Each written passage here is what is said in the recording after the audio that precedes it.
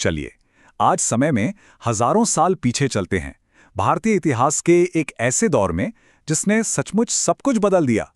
एक ऐसा जमाना जिसकी गूंज आज भी हमें सुनाई देती है। ये कहानी है वैदिक काल की। तो कैसी थी वो दुनिया? सोचिए, एक ऐसा समाज जो एक बहुत बड़े बहुत ही बड़े बदलाव की कगार पे था। और उस बदलाव की पूरी कहानी वो हमें मिलती है कुछ बेहद खास पुराने ग्रंथों से। यही ग्रंथ हमें बताते हैं कि उस दौर के लोग कैसे सोचते थे, कैसे जीते थे। अब देखिए, इस पूरे दौर को समझने की जो चाबी है ना, वो इसके नाम में ही छिपी है। इसका नाम उन ग्रंथों पर पड़ा जो उस समय लिखे गए। और सच कहूं तो यही ग्रंथ हमारे लिए एक टाइम मशीन जैसे हैं, जो हमें सीधा उस जमाने में ले जाते हैं। तो इन ग्रंथों को कहते हैं वेद। और वेद का मतलब क्या है? ज्ञान। पर ये सिर्फ भजन या प्रार्थनाओं की किताब नहीं है, बिल्कुल नहीं। ये तो उस समय के समाज का एक आईना है। उनके विश्वास, उनके डर, उनकी उम्मीदें, सब कुछ इसमें दिखता है। सच में यही हमारी सबसे बड़ी खिड़की है उस प्राचीन दुनिया को देखने की। लेकिन एक बात ध्यान में रखनी होगी, ये जो 1000 साल की कहानी है ना, ये बिल्कुल एक जैसी नहीं है। इसे हम आसानी से 2 हिस्सों में बांट सकते हैं। एक शुरुआती दौर और फिर एक बाद का दौर। और इन दोनों के ठीक बीच में एक ऐसा मोड़ आता है जिसने सब कुछ हमेशा के लिए बदल कर रख दिया। तो चलिए कहानी के पहले हिस्से से शुरू करते हैं।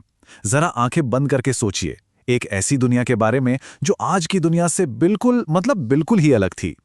हम बात कर रहे हैं प्रारंभिक वैदिक काल की, जिसे ऋग्वैदिक काल भी कहा जाता है। कैसी थी ये दुनिया? ये एक चलती फिरती दुनिया थी। लोग एक जगह टिकते नहीं थे, वो अपने मवेशियों के साथ यहां से वहां घूमते रहते थे। और पता है, उस समय दौलत का मतलब जमीन जायदाद नहीं, बल्कि गायें थीं। हाँ, जिसके पास जितनी गायें वो उतना अमीर। और उनका लीडर, वो कोई आलीशान राजा नहीं, बल्कि कबीले का एक रक्षक होता था। और शायद सबसे हैरान करने वाली बात यह थी कि उस दौर का समाज काफी फ्लेक्सिबल था। किसी का काम उसके जन्म से तय नहीं होता था, बल्कि उसके हुनर से, उसकी काबिलियत से। इस बात को जरा ध्यान से सुनिए, क्योंकि ये बहुत जल्द बदलने वाली थी। और फिर वो मोड़ आ ही गया। करीब 1000 ईसा पूर्व के आसपास एक क्रांति ने दस्तक दी। और ये सिर्फ खेती की क्रांति नहीं थी, इसके पीछे थी एक धातु, लोहा। और इस एक चीज ने जीवन के हर पहलू की दिशा ही बदल दी। सोचिए, लोहे के मजबूत औजारों से क्या हुआ?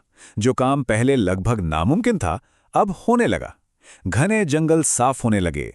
गंगा के जो उपजाऊ मैदान थे, वहां बड़े पैमाने पर खेती शुरू हो गई। और इसका सीधा नतीजा, जो कबीले हमेशा घूमते रहते थे, वो अब एक जगह पर बसने लगे। जरा इस टेबल पर एक नजर डालिए। ये बदलाव कितना जबरदस्त है। बस एक चीज बदली, लोग पशुपालन से खेती की तरफ आ गए। और उसका असर देखिए, जैसे एक के बाद एक सारे डोमिनोज गिरते हैं। समाज, अर्थव्यवस्था, राजनीति, सब कुछ A to Z बदल गया। चलते फिरते कबीलों की जगह अब बसे हुए राज्य ले रहे थे। तो जाहिर है, जब लोग एक जगह बसने लगे तो समाज का पूरा ढांचा, पूरा ताना बाना भी बदल गया। अब बात छोटे छोटे कबीलों की नहीं थी, अब शुरुआती राज्य बनने लगे थे। और जब राज्य बनते हैं तो समाज में नई नई परतें और नए नए नियम भी बनते हैं।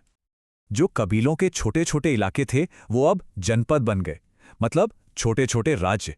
और वो राजन याद है, जो बस एक रक्षक था, अब वो एक वंशानुगत राजा बन चुका था।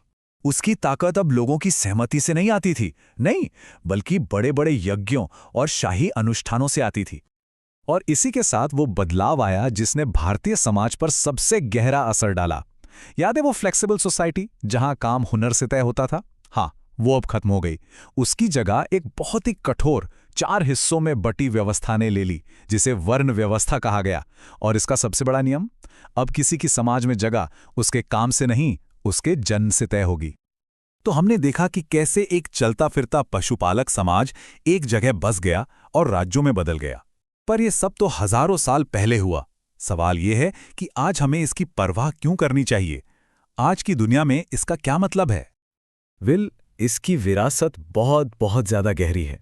एक तरह से कह सकते हैं कि इस दौर ने आने वाली पूरी भारतीय सभ्यता का DNA तैयार किया।